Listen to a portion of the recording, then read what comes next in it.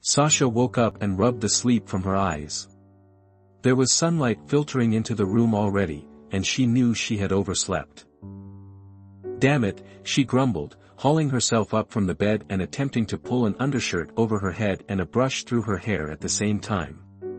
She failed in both endeavors.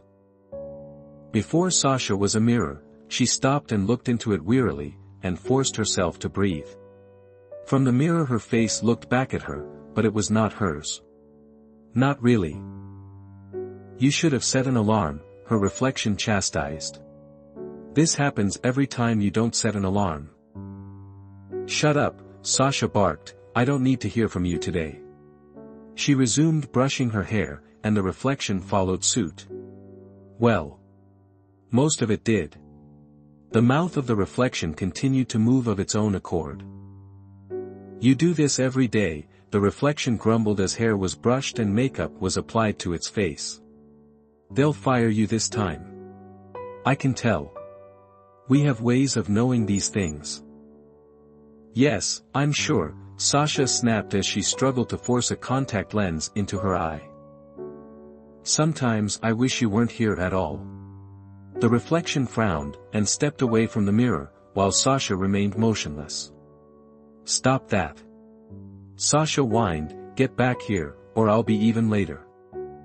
Did you mean that? Her reflection asked, sounding hurt. Do you wish I wasn't here?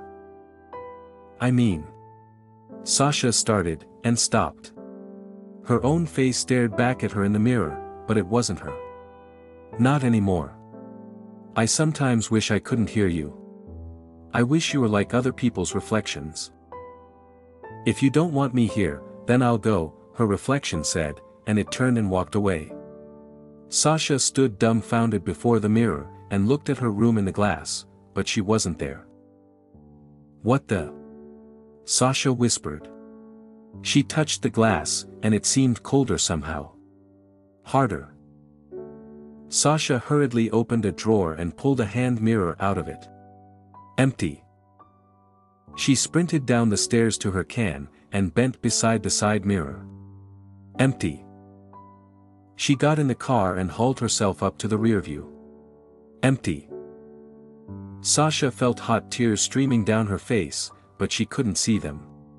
She hurriedly wiped off her face and started the car. She hardly noticed the drive. Someone cut her off, probably, but she was numb to it. She couldn't shake the feeling that she had somehow done something terrible. She felt wounded deeply, and every piece of glass cut deeper. She would never see herself again. Sasha arrived at work and there was a car in her space. It looked like her car, ironically. Same model. Same color. Had they hired someone new? She didn't have a chance to even get mad. She was 2 hours late now, and still carried the bowling ball in her stomach of having lost her reflection. When she reached the front door and pushed it open, she was expecting a rude remark from the receptionist, Stacy, but it didn't come. Hi, Sasha, Stacy chirped, that's funny I didn't see you leave. I didn't leave, Sasha answered hesitantly. I'm just getting in today. I had some, car trouble. Made me late. Oh. Stacy blinked, and looked toward Sasha's cubicle as though something in Sasha's story wasn't adding up. Stacy had always been a busybody, so Sasha dismissed the look and hurried to her cubicle.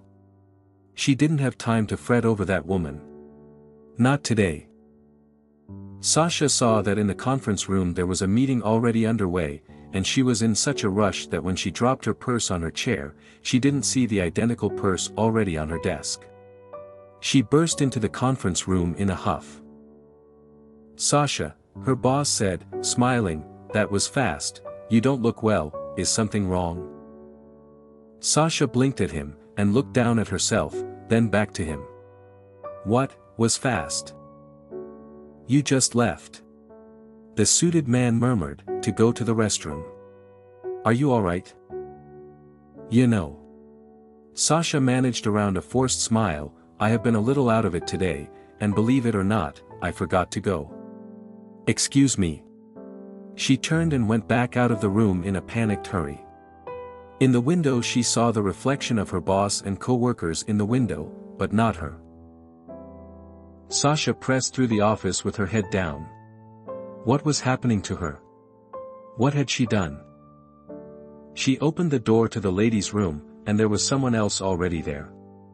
A familiar face stared back at her. It was her face, but it wasn't hers. Not really. Hello, Sasha, the face smiled. Its eyes were empty. What the hell, Sasha murmured. Her reflection was here, but not in the mirror. It was right here in the open air looking at her. I'm here to make your wish come true, Sasha. Sasha's voice purred menacingly from the reflection's mouth. Your reflection is going to be just like everyone else's. The woman lunged at Sasha and grabbed her by the throat. She was strong. Stronger than Sasha. How was that possible? Sasha wasn't sure. She wasn't sure of anything anymore. Was this real? Could it be? Sasha was already almost unconscious as she was dragged into the bathroom stall.